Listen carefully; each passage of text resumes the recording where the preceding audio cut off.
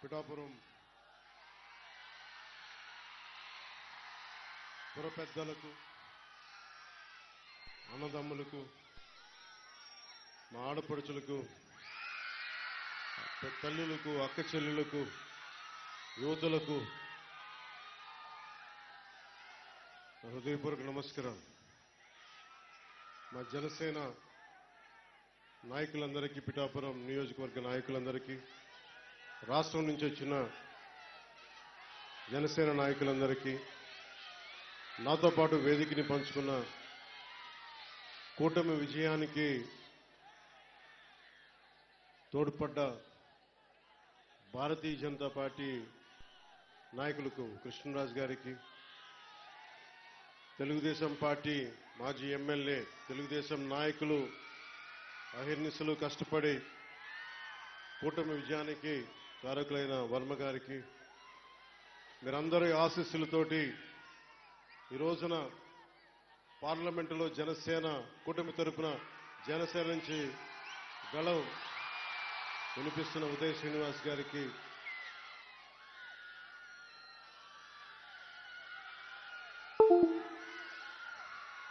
వేదిక పైన ఉన్న పెద్దలందరికీ, తమ్మయ్య బాబు గారికి నా హృదయపూర్వక నమస్కారం,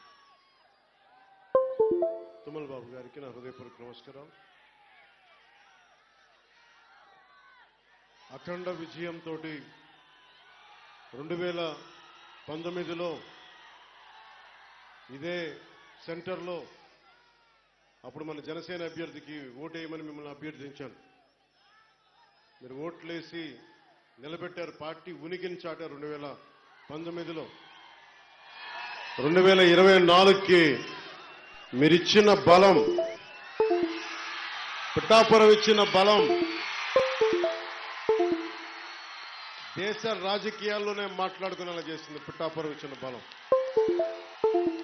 ఒక్కడి విజయం. జనసేన అధ్యక్షుని ఇక్కడ పంపించిన మేము గెలిపించుకుంటాం. ప్రజలు ఒక్క మాట అంటే మీరొక్కరు, మీ గెలుపు మా పిఠాపురం మాది బాధ్యతని మీరు తీసుకున్నందుకు నేను కూటమి అభ్యర్థుల అందరి విజయానికి నేను కృషి చేశాను. మీరొక్కరు, ఒక్క నియోజకవర్గం ఒక నాయకుడు వెన్నంటి ఉంటే ఈ రోజున 164 స్థానాల్ని కైవసం చేసుకుని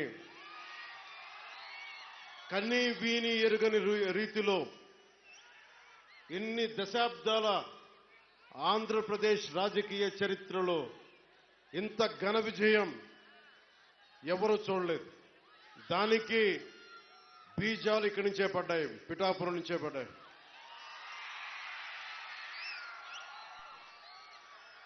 మీరిచ్చింది మామూలు శక్తి కాదు. నేను ఎంత ఉబిళ్ళూరిపోయానో. గెలుపు పిఠాపురంలో కూటమి తరపున జనసేన ఆధిక్యతలో ఉంది. పవన్ కళ్యాణ్ మనకి మెజారిటీ ఇంత ఇంత చెప్తా ఉంటే అనుక్షణం నాకొచ్చి మీకొచ్చి 2 చేతులెత్తి నా హృదయపూర్వకమైన ధన్యవాదాలు తెలుపుకోవాలి మీ అందరికీ.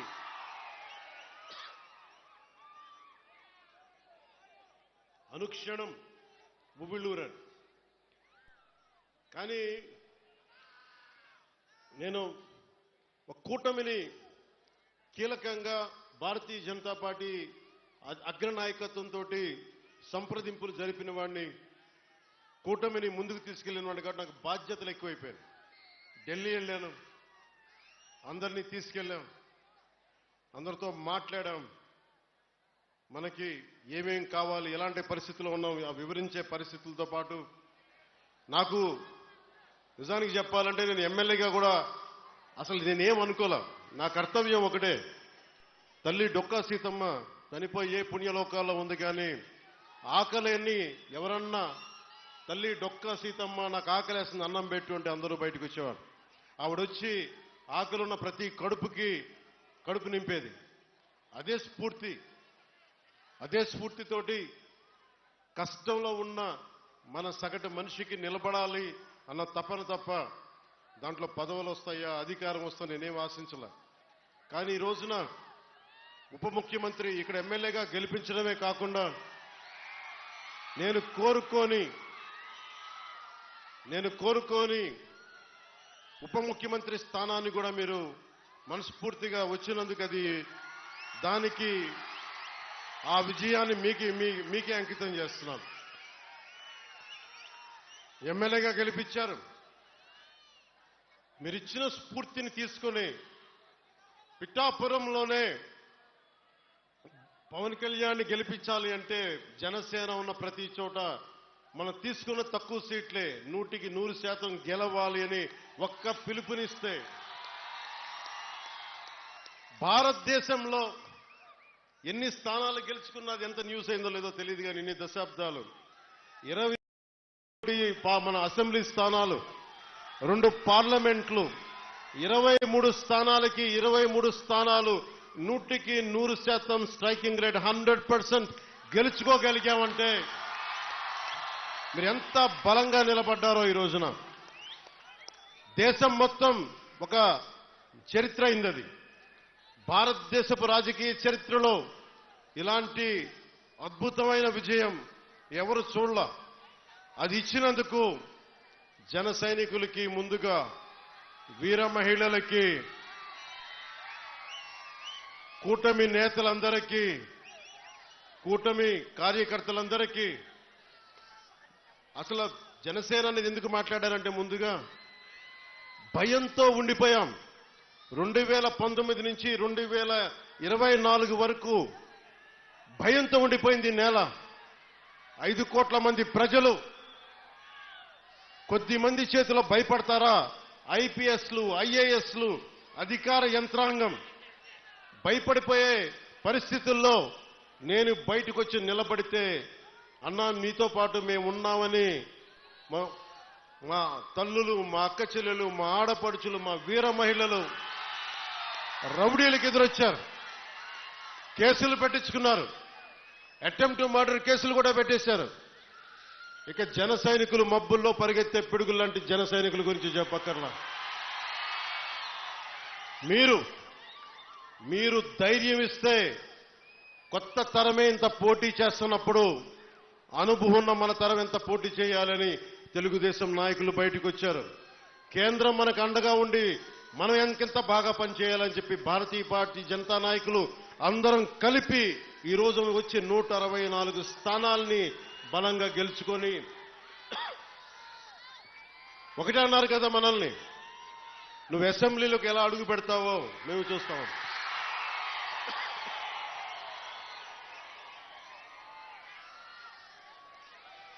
నువ్వు అసెంబ్లీలోకి ఎలా అడుగు పెడతావు, నువ్వు అసెంబ్లీ గేటును కూడా తాకలేవన్నారు. నేను ఎంత సీరియస్గా తీసుకున్నా నాకు తెలియదు, నేను విన్నా వదిలేశా. కానీ మీరు ఇచ్చిన విజయం పిఠాపురంలో మీరు చాలా సీరియస్గా తీసుకున్నారు. మా వర్మ గారు చెప్పారు, గేటు నెట్టుకొని రావడం కాదు, బద్దలు కొట్టుకొని వస్తాడు పవన్ కళ్యాణ్. మా వర్మ గారు చెప్పిన ఆ వ్యాఖ్యలే, ఆ ప్రొఫెసీయే నిజమైంది ఈ రోజున. మరి నాకు ఇంత ఘన విజయం ఇచ్చిన మీకు నేను ఎంత రుణగ్రస్తుణ్ణి. కన్నీరు తొడవలేని అధికారం ఎందుకు, నేను ఎప్పుడు చెప్తా ఉన్నా. నేను మీకు కష్టమైన, క్లిష్టమైన పంచాయతీరాజ్ శాఖనే తీసుకున్నాను. చాలా మంది అడిగారు హోంశాఖ తీసుకోండి, లేదంటే ఫైనాన్స్ తీసుకోండి, లేదంటే రెవెన్యూ, ఇట్లాంటివన్నీ మాట్లాడుతున్నా. నాకేమొద్దు. ఈ రోడ్డు గ్రామ స్వరాజ్యం కోసం బాపూజీ కలలు కన్నారు. ఆ కలలు నెరవేర్చడం కోసం నేను పంచాయతీరాజ్ శాఖ తీసుకున్నాను. నేను ఒకటే చెప్పాను అధికార యంత్రాంగానికి అందరికీ మొట్టమొదటి మీటింగ్లో, నాకు లంచాలు అవసరం లేదు, మిమ్మల్ని ఎవరిని డబ్బులు అడగను. నేను ఈ కాంట్రాక్ట్ ఎవరికి ఇస్తున్నారని అడగను. కానీ నేను అడిగేదల్లా ఇచ్చిన కాంట్రాక్టర్ సవ్యంగా పనిచేస్తాడా లేదా, అదొకటి అడుగుతున్నా. అలాగే ముందస్తుగా చెప్పిన మీటింగ్లో, రివ్యూ మీటింగ్లో ఒకటే అడిగా, నేను ఇప్పుడు దాకా నా జీవితంలో నేను సంపాదించిన డబ్బు అకౌంట్లో కూడా ఎప్పుడు చూడడం. ఖర్చు అయితే ఖర్చు అయింది, ట్యాక్స్ వచ్చే డబ్బులు వచ్చినాయి, ట్యాక్స్ కట్టే ఇంతే పెట్టుకున్నా. కానీ ప్రజల డబ్బు వచ్చేటప్పటికి, మీ డబ్బు అనేటప్పటికీ ఎంత ఒళ్ళు ఉంచి పనిచేశానంటే, ఎంత ఒళ్ళు ఉంచి పనిచేస్తున్నాను, ప్రతి రూపాయికి లెక్క అడుగుతున్నా. ప్రతి రూపాయికి మీ కష్టం, అది మీ స్వార్జితం. తాజ్మహల్ కట్టి నిర్మాణానికి రాళ్ళెత్తిన కూలీలు ఎవరంటారు? ఈ దేశ ప్రగతికి కండలు కరిగించింది ఎవరు? ఈ దేశ ప్రగతికి రక్త మాంసాలని ధారబోసింది ఎవరు? అది ప్రజలు, అది మీరు. అందుకే నాకు బాధ్యత ఉంది. నేను మీకు ఈరోజు నేను చెప్తా ఉన్నాను, ఆ రోజున ప్రమాణ స్వీకారం చేశాను. మొన్న మన కార్యకర్తల సమావేశంలో ప్రమాణ స్వీకారం చేశాను. ఎమ్మెల్యేగా నేను ఈరోజు మళ్ళీ మీ ముందు ప్రమాణ స్వీకారం చేస్తున్నాను. పవన్ కళ్యాణ్ అనే నేను భారత రాజ్యాంగానికి కట్టుబడి నన్ను అఖండ మెజారిటీతోటి గెలిపించిన నా పిఠాపురం పుర ప్రముఖులకు, పెద్దలకు, ప్రజలకు, యువకులకు, ఆడపడుచులకు, తల్లులకు, యువతులకు, ప్రతి ఒక్కరికి, అన్ని వర్గాల వారికి, ఎస్సీ, ఎస్టీ, బీసీ, ఓసీ, అన్ని మతాలు, ఇస్లాం, క్రిస్టియానిటీ, అన్ని కులస్తులందరికీ నేను హామీ ఇస్తున్నాను. మానవత్వాన్నే కాపాడుతాను, మీ అభ్యున్నతికే కష్టపడతాను. నేను లంచాలు తీసుకోను, నాకు అలాంటి అవసరం లేదు. మీ అభ్యున్నతికే నేను కష్టపడతాను.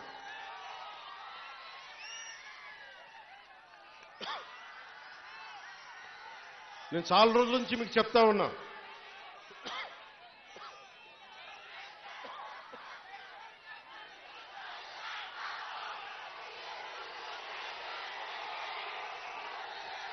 వైసీపీ గత ప్రభుత్వ నాయకులు చెప్పారు, పవన్ కళ్యాణ్ ఆంధ్రాలో ఉండడు, హైదరాబాద్లో ఉంటాడు, పిఠాపురంకి వస్తే పిఠాపురం వాస్తవ్యుడు కాదు, ఇక్కడ ఉండడు. నేను ఈ రోజున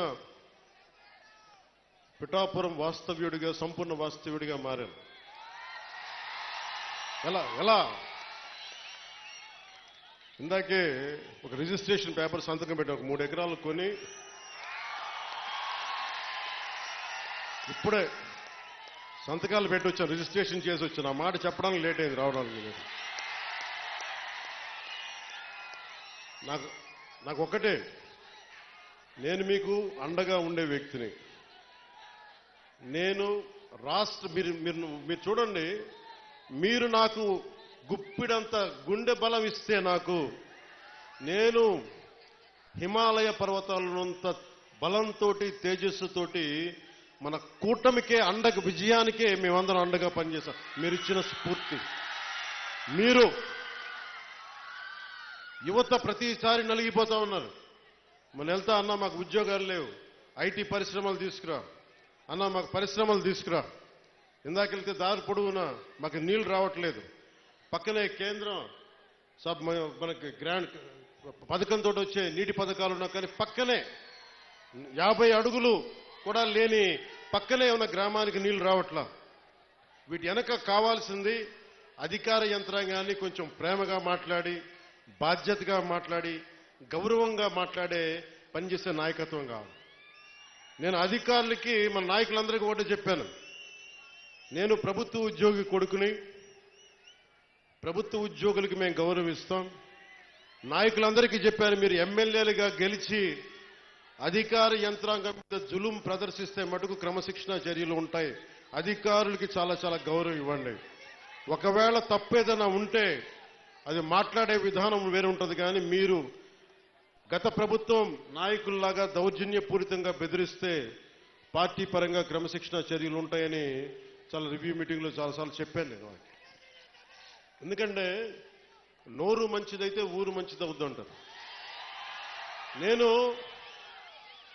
ఒక అధికారి దగ్గరికి వెళ్ళి మీకు నీటికి రావాలి అంటే చొక్కా పట్టుకునో బూతులు తిడితే ఎవరు మాట్లాడతారు? మాట్లాడాలి. వాళ్ళ కష్టం కూడా అర్థం చేసుకోవాలి, వారి కష్టాలను కూడా అర్థం చేసుకునే మాట్లాడాను. అందుకని నేను ప్రప్రథమంగా మీకు ఇచ్చిన హామీలు తాగునీరు, సాగునీరు, విద్య,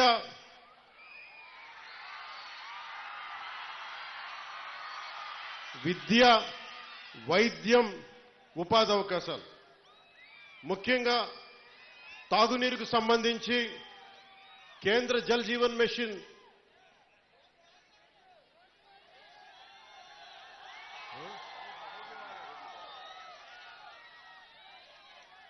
నేను పదవి తీసుకొని నెల రోజులు కూడా కాల. రోడ్లు కదా అన్ని చేస్తాం. ఏది నా దృష్టిలో లేకుండా లేదు. ఒక ఆడబిడ్డ, ఒక తల్లి వచ్చి, అన్న నా బిడ్డ 9 నెలల నుంచి కనిపించట్లేదు, నా బిడ్డ 9 నెలల నుంచి కనిపించట్లేదు,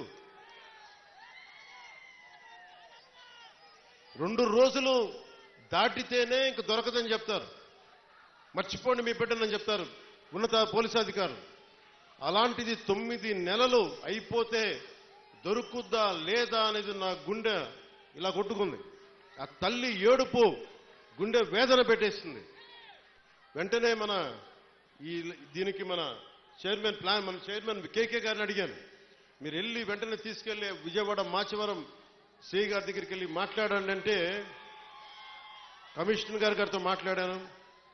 9 నెలలు దొరకని బిడ్డ 9 రోజుల్లో దొరికింది.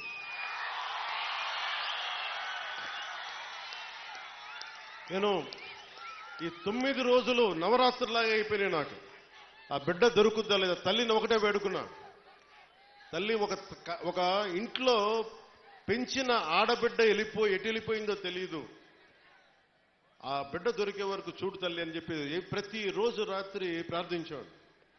నా ప్రార్థనలు ఆంధ్రప్రదేశ్ పోలీస్ శాఖ సమర్థత, ధైర్య సాహసాలు, వారి అపార నైపుణ్యం కేరళలో చూశారు, బెంగళూరులో చూశారు.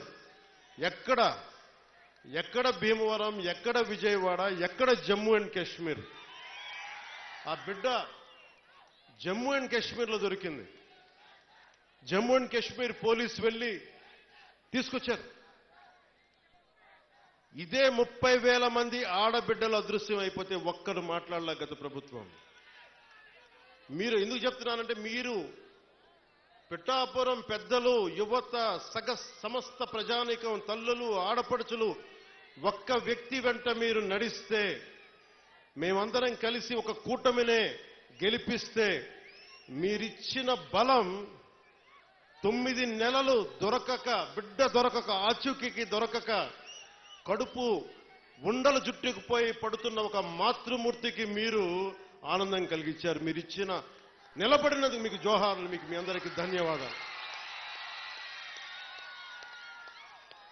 అంటే ఇది 9 నెలలు దొరకంది 9 రోజుల్లో దొరకగలిగింది అంటే పోలీసింగ్లో తప్పు లేదు, వ్యవస్థలో తప్పులు లేవు, వ్యవస్థని నడిపించే నాయకత్వంలో తప్పు ఉంది. సరైన నాయకత్వం గనక రాష్ట్రాల్లో ఉంటే ఇలాంటి సమస్యలు చాలా తక్కువలో ఉంటాయి. నా దాకా మొన్న ఉన్నతాధికారితో మాట్లాడుతున్న, మీ దాకా వచ్చి దాదాపు ఒక ఐజీ స్థాయి అధికారి చెప్తా ఉన్నారు, మీ దాకా వచ్చి సమస్య పరిష్కారం అయిందంటే కింద స్థాయిలో వ్యవస్థలు సరిగ్గా మీ అంత బలంగా పనిచేయట్లేదు, అది మేము కూడా సరిదిద్దుకోవాలని ఒక ఐజీ స్థాయి అధికారి చెప్తుంటే నాకు నిజంగా చాలా ఆనందం కలిగింది. ఆ మార్పు వచ్చింది. ఒక్కొక్క ఎమ్మెల్యేకి నాకు 70,000 నేను అనుకున్నాను, అందరూ అనుకున్నారు. పిఠాపురంలోనే పవన్ కళ్యాణ్ నెంబర్ 1 మెజారిటీ వస్తుందని అందరూ చెప్తా ఉంటే ఏమో అనుకున్నాను. నేను ఒకటే అనుకున్నాను, గెలిపిస్తే సంతోషం అనుకున్నా. సో మీరు 70,000 ఓటు పైచులకు ఇచ్చారు. నేను అడిగాను, సార్ ఇదే ఎవరో వచ్చారు నా దగ్గరికి, మీదే నెంబర్ 1 మెజారిటీ అవుతుందని అడుగుతా ఉంటే అడిగాను, మొన్న అన్నారు కదా ఇప్పుడేంటి పరిస్థితి అంటే, సారీ సార్ మీది కాదు, అటంతా వైజాగ్, ఉత్తరాంధ్ర ఏ మూలకెళ్ళినా 30,000 తక్కువ, 10,000 అసలు కనీసం 10,000 తక్కువ, ఎవరికి మెజారిటీలు తక్కువ లేవు. అది కనిష్టం. ఒక్కొక్కరికి 90,000, 98,000 ఏదో ఎంపీ ఎలక్షన్ లాగా వేశారు. అంటే ఎంత నిలబడ్డారు ఈ రాష్ట్ర ప్రజానికం, రాష్ట్ర యువత ఎంత విసిగిపోయారు గత ప్రభుత్వం మీద. మీ కోపం, మీ ఆవేదన రక్తం చిందించకుండా ప్రజాస్వామ్య విధానాల ద్వారా ఒక విప్లవాన్ని తీసుకొచ్చారు. ఒక అరాచక ప్రభుత్వాన్ని కింద కూలదోసి మీరు మట్టిలో కలిపేశారు. అంటే ప్రజాస్వామ్యం తాలూకా శక్తి, నాయకుల్లో గనక శక్తి సమర్థత ఉంటే అలాంటి 151 స్థానాలున్న ఒక ప్రభుత్వాన్ని, ఒక అరాచక ప్రభుత్వాన్ని 11 స్థానాలకి కుదించారంటే ప్రజాస్వామ్యం తాలూకు అత్యంత గొప్ప లక్షణం అది మీరు పాల్గొనుంటేనే విదేశాల నుంచి, పక్క రాష్ట్రాల నుంచి రైళ్లు, బస్సులు, ఎక్కడో హైదరాబాద్ నుంచి, బెంగళూరు నుంచి, పిఠాపురం కూడా ఓట్లు మార్పించుకున్న వ్యక్తులు ఉన్నారు. ఎందుకంటే మేము ఉన్నాం ఇక్కడ, బంధువులే మనకు వాళ్ళక ఇల్లు వదిలేసి వెళ్ళిపోయారు వేరే ఊర్లకి. తిరిగి వచ్చి వాళ్ళ స్వస్థలాలకు వచ్చి, పిఠాపురంకి వచ్చి, మాకు 5 ఓట్లైనా సరే మా 5 ఓట్లు మేము ఇక్కడ రిజిస్టర్ చేయించుకుంటామని చెప్పి రిజిస్టర్ చేయించుకొని కూటమికి నిలబడ్డారు. అసలు ఈ అఖండ మెజారిటీలు మొన్న స్పీకర్ మన అయ్యన పాత్రుడు గారు మాట్లాడుతూ, ఎన్టీ రామారావు గారు పార్టీ పెట్టిన సమయంలో కూడా గెలిచాం, కానీ ఇంత మెజారిటీలు మేము ఎప్పుడూ చూడలేదు. ఆ ఘనత మీకే దక్కింది. అంటే మీకు ఇంత అద్భుతంగా మీరు, అంటే ఈ తరం, ఒక పెద్ద తరం ఆడపడుచులు, యువతులు మీ కోపం, మీ ఆవేదన ఓట్ల రూపంలో మళ్లించి ఈ కూటమి, తెలుగుదేశం, జనసేన, భారతీయ జనతా పార్టీ ప్రభుత్వ కూటమిని గెలిపించినందుకు మీకు చేతులెత్తి 2 చేతులెత్తి మీకు నమస్కరిస్తున్నాం. ఈ ఉపోద్ఘాతం అంతా ఎందుకు చెప్పాను? ఇందాక రోడ్ల గురించి అడుగుతా ఉన్నారు మీరు. అంటే ఒక 9 నెలల సమస్యనే పరిష్కరించగలిగిన వాళ్ళం ఒక ఆడబిడ్డ పోతే, రోజువారీ మనం నడిచే రోడ్లని మేము చెయ్యమా? గత ప్రభుత్వ నాయకులు ఏం చెప్పారు? వీళ్ళు రాగానే పెన్షన్లు కూడా ఇవ్వలేరు. మరి ఏం చేశాం? మొదటి తారీఖుకి మొత్తం ఇచ్చేసాం. 90% ఇచ్చాం మనం మొదటి తారీఖుకి. 5,000 కాదు 6,000 ఇస్తే చాలన్నా మేము దివ్యాంగులు అంటే 6,000 కాదు 15,000 ఇచ్చాం. మీరు ఊహించండి ఎంత. అంటే ఇది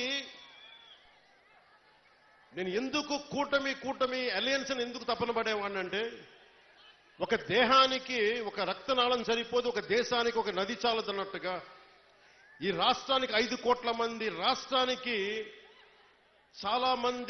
చాలా పార్టీలు, చాలా మంది నాయకులు కలిస్తే తప్ప ఈ సమస్యని అప్పుల ఊబిలోకి నెట్టేసి, రాష్ట్ర విభజన తర్వాత డబ్బులు లేకుండా అయిపోయిన రాష్ట్రానికి, అప్పుల ఊబిలో నెట్టేసిన రాష్ట్రానికి చాలా మంది కమిటెడ్ నాయకులు కలిస్తే తప్ప దీని ఈరోజు అభివృద్ధి రాదు అనేది నాకు ప్రగాఢమైన విశ్వాసం. ఆ విశ్వాసం, ఆ నమ్మకం చాలా పదే చెప్తాం. మనకి వర్మ గారు కూడా ఉన్నారు.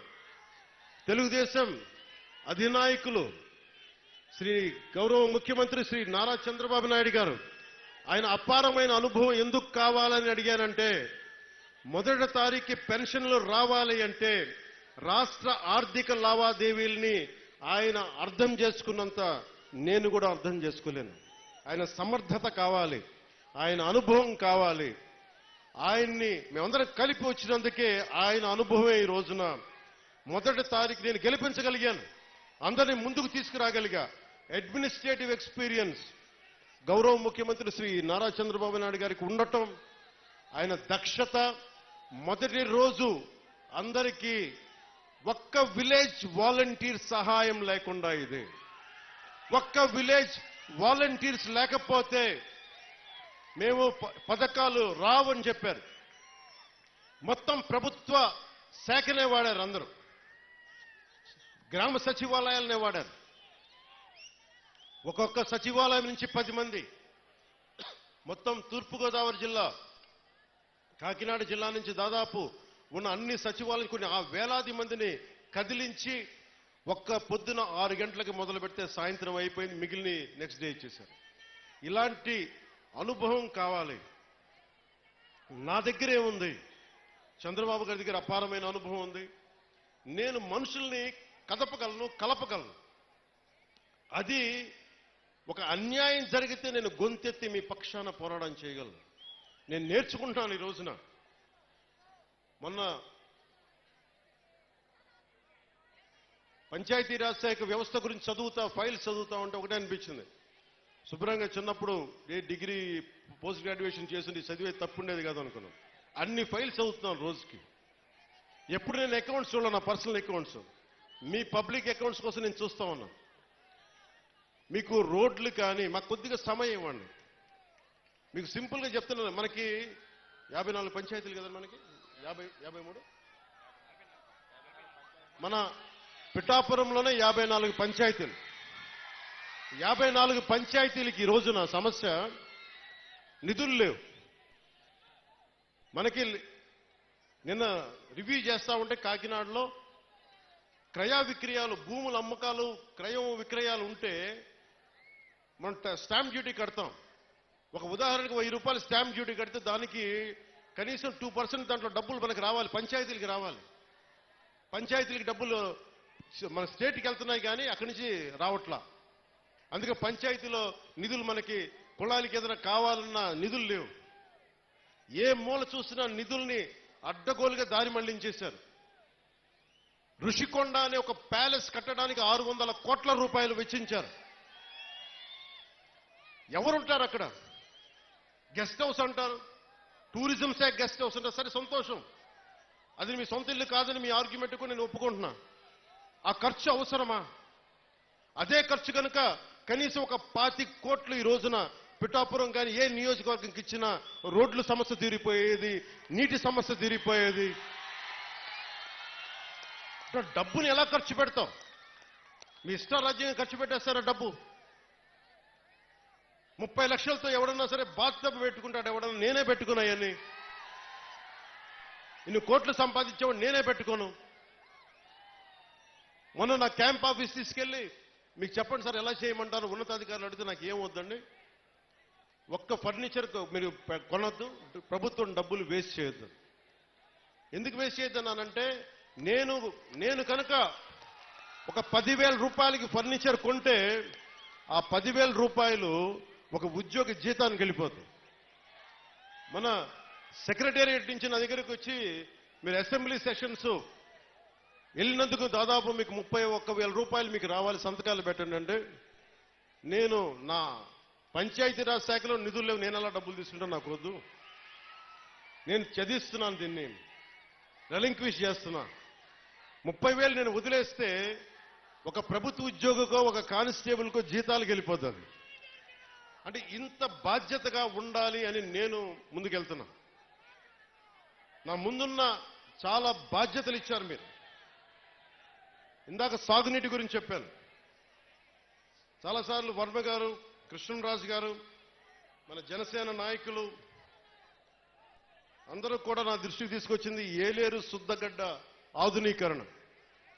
ఈ దాదాపు పెద్దాపురం నియోజకవర్గం నుంచి కూడా దీనికి ఫలితం ఉంటుంది. దీనిని ముందుకు తీసుకెళ్లి నాకు కొద్దిగా సమయం కావాలి ఇది హ్యాండిల్ చేయడానికి, దీన్ని ముందుకు తీసుకెళ్ళడానికి. నిన్నే అధికారులతోటి సమీక్షలో మాట్లాడాను. అలాగే పురోహితిక దేవాలయం అమ్మవారిని కేంద్రంగా చేసుకొని పిఠాపురాన్ని ఆధ్యాత్మిక కేంద్రంగా చేసుకొని టెంపుల్ సర్క్యూట్, టెంపుల్ టూరిజంను డెవలప్ చేస్తాను. మొన్నే అడగండి, ప్రధానమంత్రి గారిని కలిశారు. ప్రధానమంత్రి గారిని కలిస్తే ప్రసాద్ స్కీమ్ కింద దాదాపు మనకు 100 కోట్ల నిధులు వస్తే ఆ నిధులు టెంపుల్ పెట్టడం వల్ల చాలా ఎంప్లాయ్మెంట్ వస్తుంది. ఈయన అదే పంపించాను. ఈయన అడిగారు, ఉదయ్ నన్ను ఏం చెప్పంటారు, ప్రధానమంత్రి గారు రమ్మన్నారు, కలుస్తున్నారు, మేము అడిగితే ఒకటే చెప్పారు, 140 కోట్ల ప్రజల బాధ్యతల్ని, బరువుని, కష్టాల్ని మోసే ప్రధానమంత్రి గారికి మనం బలం అవ్వాలి కానీ బరువు అవ్వకూడదు. అదే చెప్పాను ప్రధానమంత్రి గారికి.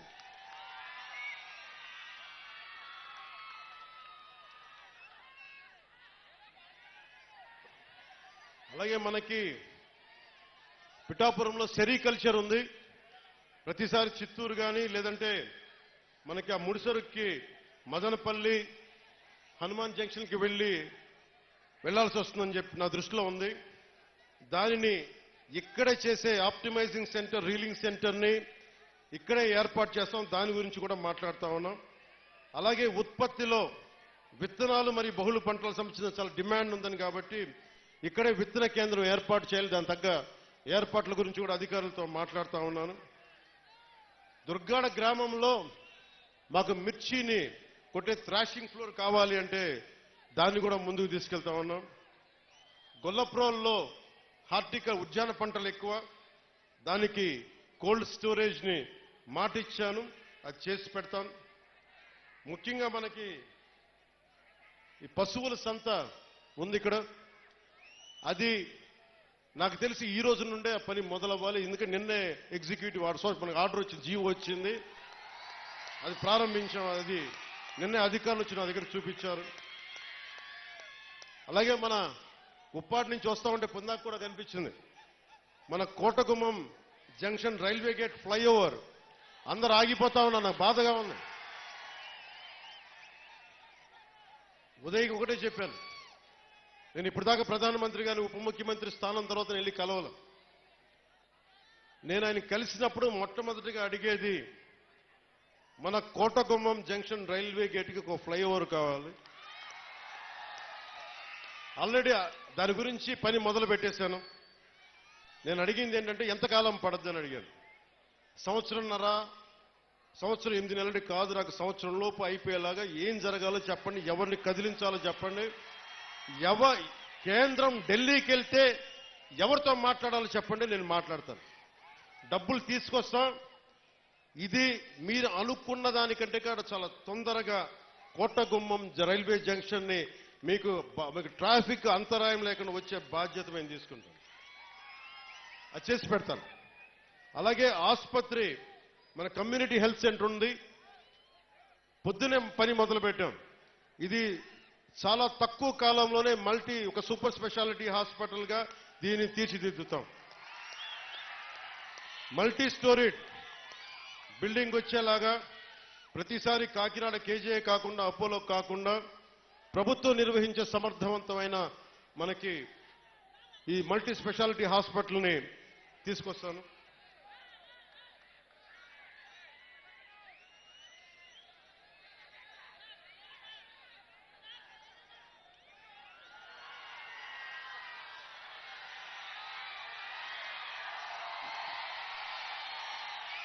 పొద్దున్నే ఉప్పాడ తీర ప్రాంతం కోతకు గురవుతా ఉందని వెళ్ళి చూసి వచ్చాం. అసలు మనకున్న ఈ సముద్ర తీరానికి సంబంధించి కేంద్ర రీసెర్చ్ ఇన్స్టిట్యూట్ ఒకటి ఉంది, వారితో కూడా సమీక్ష చేశాను. సరిగ్గా 18 నెలల లోపు ఆ తీరం కోతకు గురయ్యేది ఆపి మనం ఉప్పాడ నుంచి కాకినాడ వరకు అత్యంత అందమైన ఒక కోస్టల్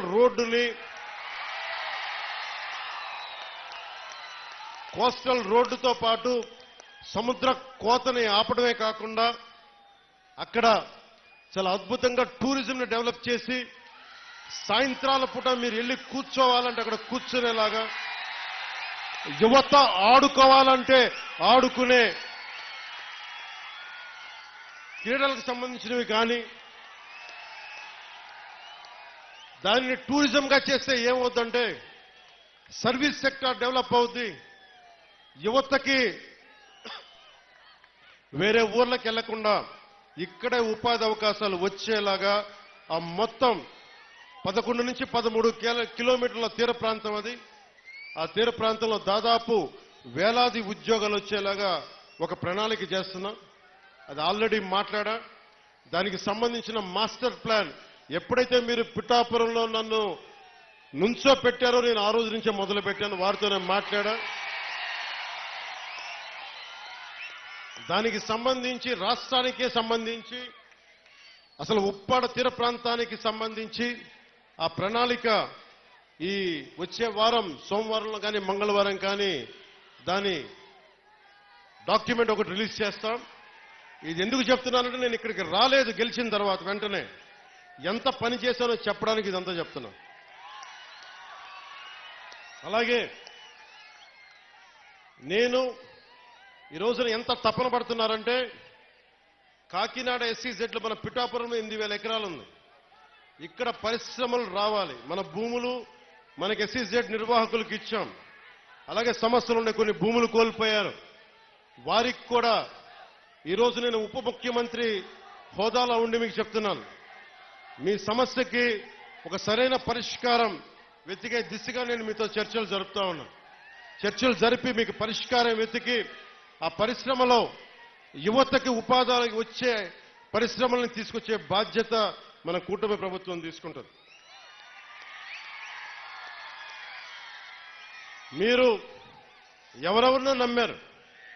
ఈసారి నన్ను నమ్మండి, మమ్మల్ని నమ్మండి అని నేను అడిగినా, చంద్రబాబు గారు అడిగినా, నరేంద్ర మోదీ గారు అడిగినా మీరు నమ్మారు. మీరిచ్చిన నమ్మకాన్ని మేము వమ్ము చెయ్యం. 10 సార్లు నేను వెళ్ళి సభలు పెట్టాను, చెప్పను, బిడ్డ పోయింది తీసుకొచ్చి తల్లికి అప్పచెప్తాను. సమస్యలు రోడ్లు లేవు, రోడ్లు వేయిస్తాం. సెరికల్చర్ కావాలి, సెరికల్చర్ తీసుకొస్తాం ఇక్కడికి. మనకి కూర్చోబెట్టి రీలింగ్ సెంటర్ కానీ, అలాగే మనకి ఇన్ని సంవత్సరాలు మనకి ఉప్పాడ తీర ప్రాంతాన్ని ఎవరు సమస్యను తీర్చలేకపోయారు. కానీ దీన్ని వర్మ గారు కృషి చేశారు. మిగతా ఎవరు కృషి చేసినా దీన్ని చాలా డిపార్ట్మెంట్స్ కదిలించాలి. మీరిచ్చిన 164 మన అసెంబ్లీ స్థానాలు, 21 పార్లమెంటు ఎంత బలం ఇచ్చింది ఆంధ్రప్రదేశ్ కంటే. ఎల్లి మనం ఒక మాట, మేము ఆంధ్రప్రదేశ్ నుంచి వచ్చాం, తెలుగుదేశం, జనసేన, భారతీయ జనతా పార్టీ కూటమి ప్రతినిధులు అంటే ఒక్కొక్క కేంద్ర నాయకత్వం, మంత్రి మీకేం కావాలో చెప్పండి, మేము ఎలా చేయాలో చెప్పండి. మాకు అంత గుండెలు ఎత్తుకొని ఉన్నారు, మనకి గుండెలు ఓపెన్ చేసి మరి మాట్లాడుతా ఉన్నారు. ఇలాంటి సువర్ణ అవకాశాన్ని మీరు మాకు ఇచ్చినందుకు మీరు ఈ ఎన్నికలకే కాదు, కనీసం ఒక దశాబ్దంన్నర మీరు మమ్మల్ని గుండెలు పెట్టుకునేలా పాలిస్తాం. మీకోసం గుండెల్లో పెట్టుకునేలాగా.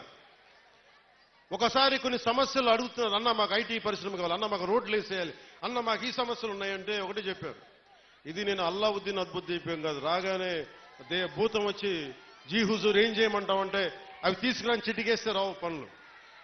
ఒక 9 నెలలు కనిపించిన ఆడబిడ్డ మిస్ అయితేనే 9 రోజులు పట్టింది.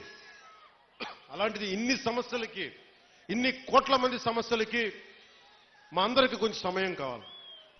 ముందుగా ప్రప్రథమంగా మేము పెట్టుకుంది ఆంధ్రప్రదేశ్ గౌరవ ముఖ్యమంత్రి, తెలుగుదేశం పార్టీ అధినాయకులు శ్రీ చంద్రబాబు గారు, నేను కూర్చొని ఒకటే అనుకున్నాం, ఆర్థికంగా లోటు ఉన్న రాష్ట్రాన్ని మనం ఎలా తీసుకురావాలి. నా గుడ్ ఆఫీసెస్ వాడతాను. ఈ రోజున మనం ఎన్డీఏ ప్రభుత్వం ఉందంటే కూడా మనం ఎంతో బలం ఇస్తే ఈ రోజున ఎన్డీఏ కూడా అది బలమైంది. ఇవన్నీ పెట్టుకొని ఆంధ్రప్రదేశ్కి నిధులు తీసుకొచ్చే బాధ్యత గౌరవ ముఖ్యమంత్రి చంద్రబాబు నాయుడు గారు, అలాగే మీ గుండెల్లో ఉండే నేను దీని బాధ్యత ముందుకు తీసుకెళ్తాను. మీరు గుండెల్లో పెట్టుకుంటే దశాబ్దం పాటు ఏ పదవి లేకుండా నడిపించేశారు. మీరు ఎంత శక్తివంతులు నాకు అర్థమైంది. ఏ మూలకెళ్ళినా యువత సీఎం సీఎం అని అరుస్తుంటే చాలాసార్లు అరిచేవాళ్ళు. ఇక్కడే కదా అరిచింది మొదట, ఇక్కడేనా?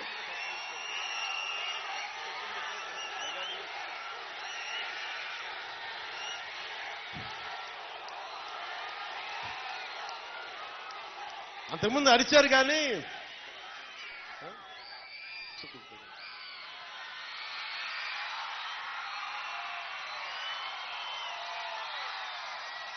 అప్పుడు ఇంకా కూటమిని పూర్తి స్థాయిలో అనౌన్స్ చేయలేదనుకోండి, మీరు సీఎం సీఎం అంటుంటే సరే మీరు కోరుకుంటే అలాగే జరుగుతాను. కానీ పురోహితిగా తల్లి ఏం చెప్పిందంటే, నన్ను సీఎం కాదు కానీ నువ్వు డిప్యూటీ సీఎం అవుదు కానీ నా మాట విను. అలాగే తల్లి నువ్వు ఏది ఇస్తే అంత. నువ్వు పదవి ఇవ్వకపోతే గడప మీద సేవకుల్లా పనిచేస్తా, పదవి ఇస్తే బాధ్యతతో పనిచేస్తా.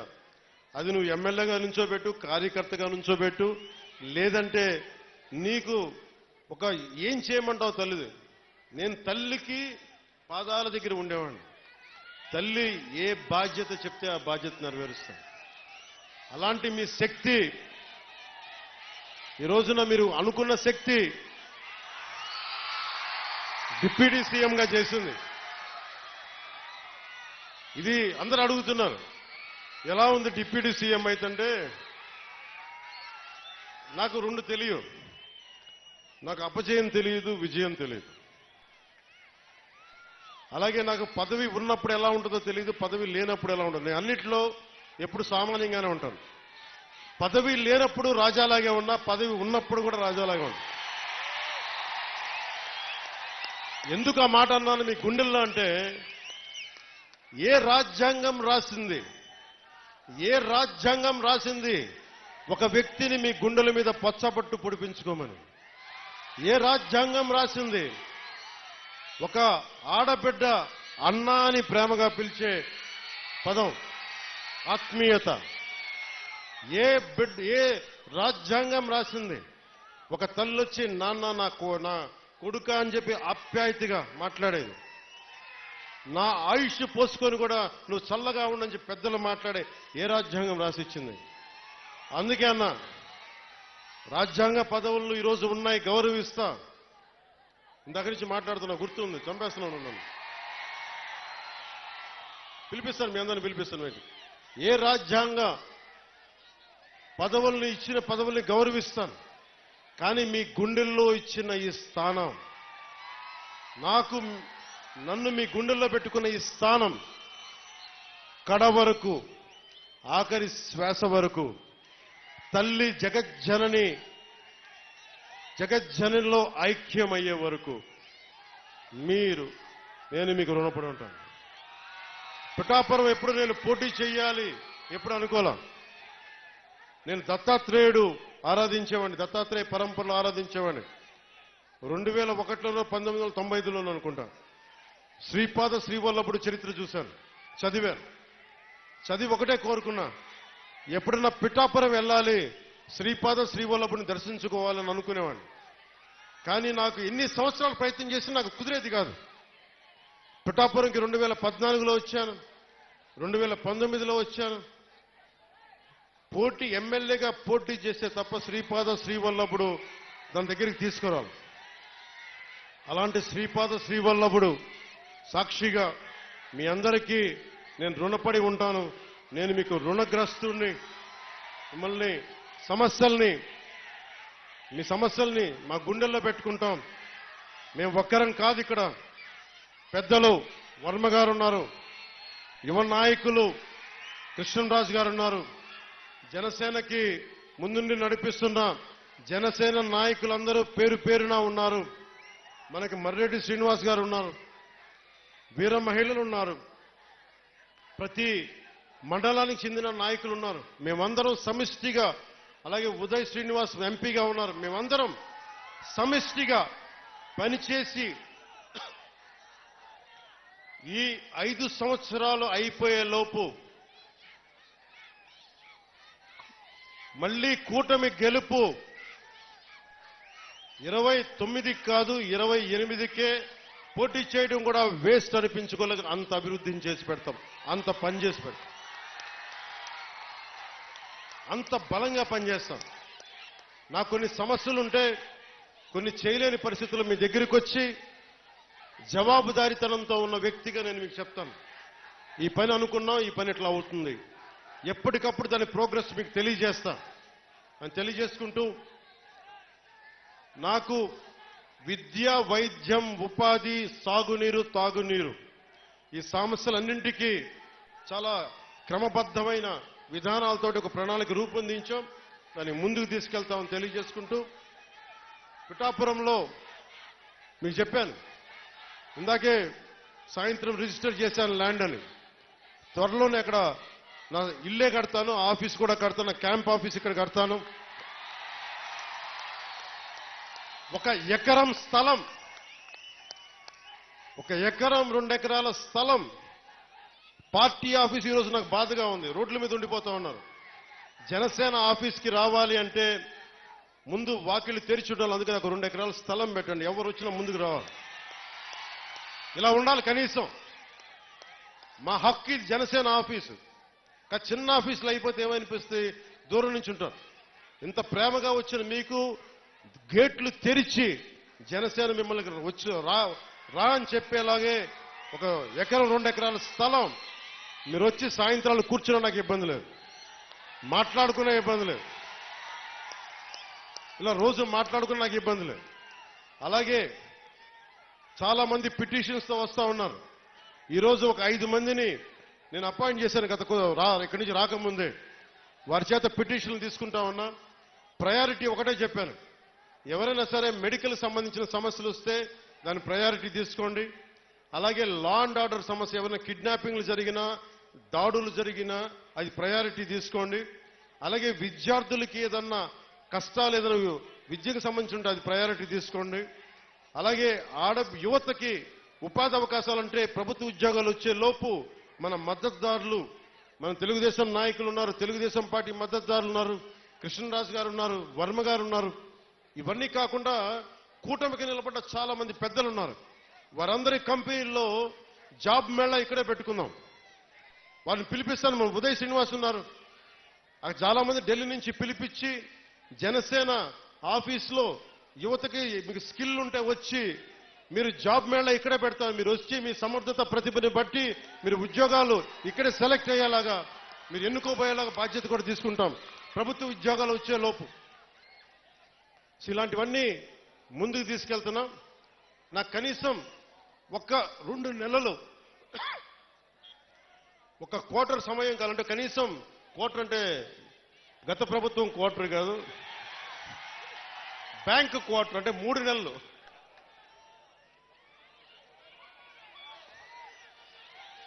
ఆ మందు ఇంకా అమ్ముతున్నారా వాళ్ళు?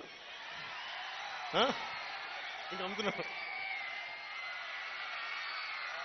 అబ్కారీ శాఖ మంత్రి కొల్లు రవీంద్రబాబు గారిని అడగలిగిన పరిస్థితి. ఇంకా వాళ్ళు మందు అమ్ముతున్నట్టున్నారు కదా. ఇంకా అంటే మరి ఏదో కొత్త మధ్య విధానం తీసుకొచ్చే వరకు తప్పదు అనుకుంటాం. దొరకట్లేదండి.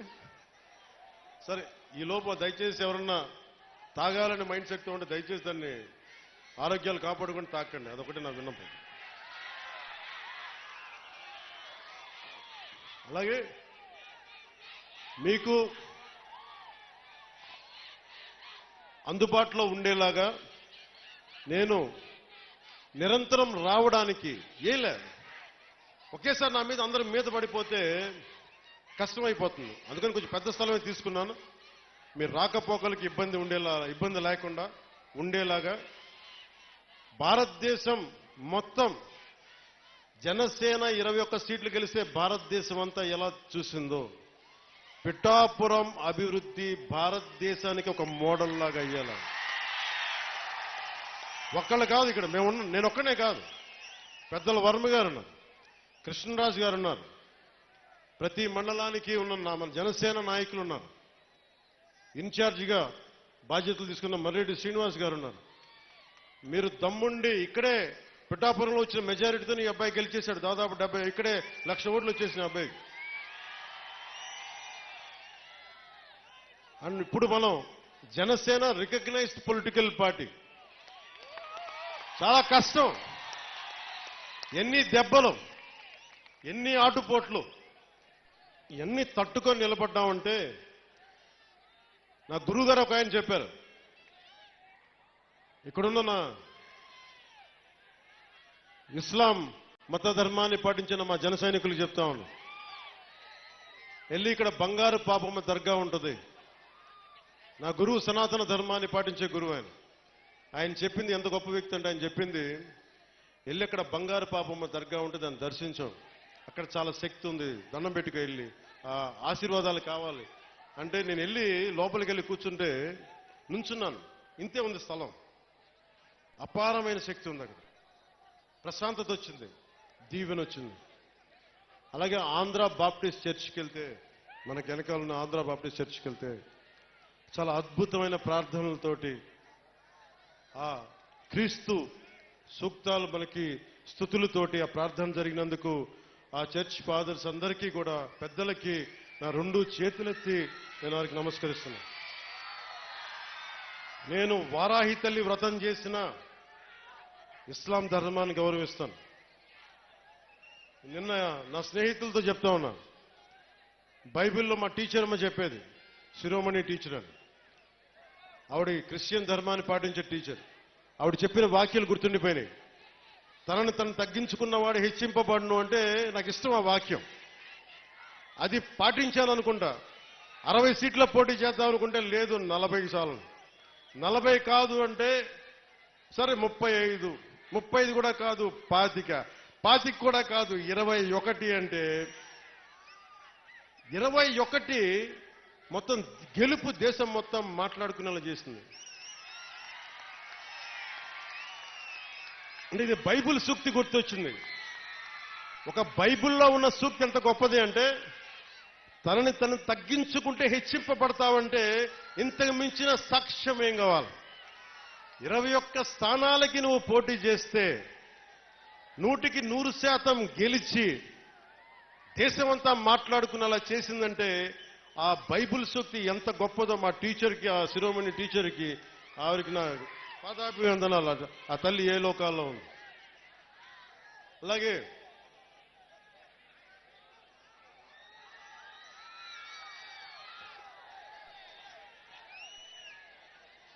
ఉప్పాడ సభకు పెట్టుకున్నప్పుడు నేను చాలా బలమైన కొన్ని దశాబ్దాలుగా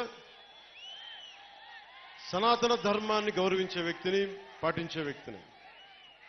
వారాహి తల్లి వ్రతం చేస్తున్నా, బొట్టు పెట్టుకున్నా, నా ప్రియ సోదరులు పాటించే ఇస్లాం మతానికి అంతే గౌరవిస్తాను. నా అన్నదమ్ములు, మా అక్క చెల్లెలు పాటించే క్రీస్తు ధర్మానికి నేను అంతే ప్రాణం ఇస్తాను. భగవంతుణ్ణి మనం రకరకాలుగా ప్రార్థించుకోవచ్చు.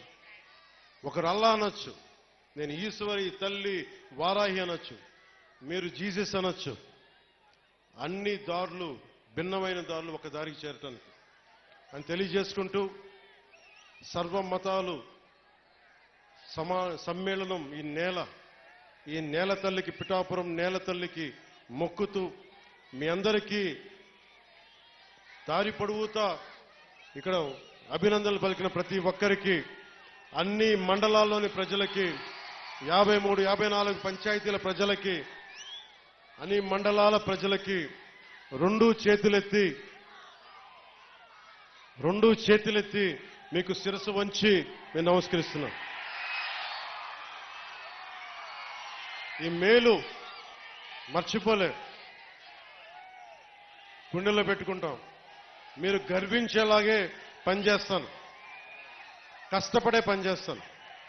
నా విజయం కోసం ఎక్కడెక్కడి నుంచో వచ్చిన పని చేసిన ప్రతి ఒక్కరికి పేరు పేరున, కొన్ని లక్షల పేర్లున్నాయి, పేరు చెప్పలేకపోతున్నాను, కానీ నాకు అందరి పేర్లు నా గుండెల్లో ఉన్నాయి. మీ అందరికీ పేరు పేరున నా ధన్యవాదాలు. జన సైనికులు, మా ఆడబిడ్డలు, వీర మహిళలు, గృహిణులు, పెద్దలు, ఏం తిరిగారు మీరు, ఏమి తిరిగారు? ఎండనక వాననక విపరీతమైన ఉష్ణోగ్రతలో కష్టపడి మీరు తిరిగి గెలిపించినందుకు ఈ నేల రుణం తీర్చుకుంటాం. సరే అని పంచుకున్నా ఒకటి చెప్తా, మీరు ఎమ్మెల్యే గారి తాలూకా, పిఠాపురం ఎమ్మెల్యే గారి తాలూకా అని జాగ్రత్త, చెడ్డ పేరు తీసుకురాకండి. పోలీస్ అధికారులు, ఆర్టీఓ అధికారులు ఆపి మీ నెంబర్ ప్లేట్ ఏదంటే మా పిఠాపురం తాలూకా అని చెప్పకండి, కొడతారు, నన్ను తిడతారు. అలాగే 1 వేలో వెళ్ళిపోతా, ఏంటి ఇదంటే పిఠాపురం తాలూకా ఎమ్మెల్యే, మాకు అలా కాదు. మనం పాటించకపోతే ఎట్లా? అందరూ చట్టాలు పాటించాలని చెప్పే స్థితిలో ఉండి మనం కూడా చట్టాలను పాటించాలి. మీరు సరదాగా హుషారుగా చేయండి అప్పుడప్పుడు. కావాలంటే నాకు 2 ఎకరాల స్థలం ఉంది కదా, అక్కడ వచ్చి మీరు కావాలంటే బైక్ వేసుకుని తిరగండి. కావాలంటే మీకు కావాలి ఒక మడ్ రేస్ పెడతాను అక్కడ, ఓ బైక్ రేస్ పెడదాం. మీరు కొంచెం అక్కడ ఆడుకుని దెబ్బలు తగలకుండా హెల్మెట్లు బాడీ ఆర్మర్ ఇచ్చి మీరు తిరగండి. మీరు బాగుండాలనే కదా మేము అందరం చేసేది. సో మీరు ఆరోగ్యంగా ఆయురారోగ్యాలతో ఉండాలి, మీరందరూ ఆయురారోగ్యాలతో ఉండాలి. చిన్నపిల్లలందరికీ ఉన్నతమైన జీవితం ఉండాలి. వచ్చే తరం కోసం పనిచేస్తున్నాం. అలాగే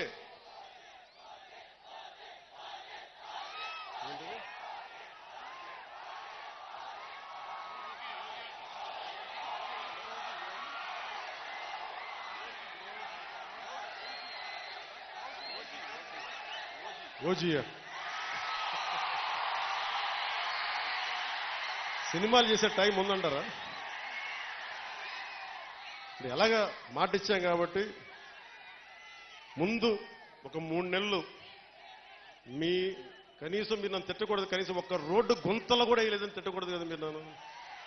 కనీసం గ్రామాలకి కొత్త రోడ్ల కంటే ముందు రోడ్లు గుంతలు పూడ్చి పాట్ హోల్స్ పూడ్చి మళ్ళీ మీరు తిట్టకూడదు కదా. నిన్ను ఎందుకుంటే మళ్ళీ నువ్వు వెళ్ళి ఓజీ ఓజీ చేస్తామని మనల్ని క్యాజీ అంటే మరి నేను ఏం చెప్పను. ఒక భయంతో మా నిర్మాతలు కూడా చెప్పాను, కొంచెం క్షమించాలి, మా రాష్ట్ర మా ఆంధ్ర రాజ్య ప్రజలకి మేము కొంత కనీసం సేవ చేసుకొని కుదిరినప్పుడల్లా ఒక 2 రోజులు 3 రోజులు మీకు షూటింగ్ చేస్తాను, ఎక్కడికి పనికి అంతరాయం రాకుండా. ఓజీ చూద్దరు గారు బాగుంటుంది.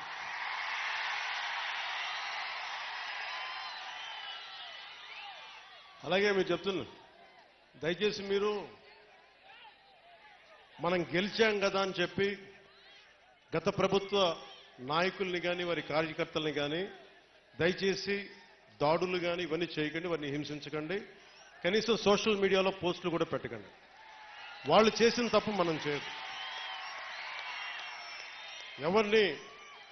ఎందుకంటే మరీ చట్టాలని అధిగమించి కొంతమంది చేసి ఉండొచ్చు, అది పెద్దలు పివి నరసింహారావు గారు చేసినట్టుగా చట్టం తన పని చేసుకుపోతుంది. అందుకని మనం మటుకు దయచేసి ఎవరిని కక్ష సాధింపు చర్యలకి తీసుకురాకండి, అది మనకి మంచిది కాదు, మనం చేయొద్దు. అందుకని మీ అందరికీ సర్వం ఇప్పుడు సుఖం కలగాలి, మీరందరూ క్షేమంగా ఇంటికి వెళ్ళాలి. నాకంటే వయసులో ఉన్న మీ ఇంట్లో ఉన్న పెద్దలందరికీ నా పాదాభివందనాలు తెలియజేయండి. మా జనసేన నాయకులందరికీ పేరు పేరున ధన్యవాదాలు తెలుపుకుంటూ, ప్రత్యేకించి వర్మ గారికి 2 చేతులెత్తి నా కృతజ్ఞతలు తెలుపుకుంటూ, మా కృష్ణరాజు గారికి కృతజ్ఞతలు తెలుపుకుంటూ, మర్రెడ్డి శ్రీనివాస్ గారికి నా కృతజ్ఞతలు తెలుపుకుంటూ, వాళ్ళని ఒకటే అడిగాను, నేను అందరినీ ముఖ్యంగా జన సైనికుల్ని కలుస్తాను, వీర మహిళల్ని కలుస్తాను, నాకు ఆఫీస్ ప్రాంగణం పెద్ద అయ్యే వరకు కొద్ది రోజులు వెయిట్ చేయండి, నేను మిమ్మల్ని అందరినీ కలిసి మిమ్మల్ని అభినందించి మీకు థ్యాంక్స్ చెప్పుకునే బాధ్యత, మీతో కలిసి భోజనం చేసే బాధ్యత నేను తీసుకుంటాను. అలాగే మా disciplinary committee chairman Shri Ajay గారికి రాష్ట్ర నలుమూలల నుండి రాష్ట్ర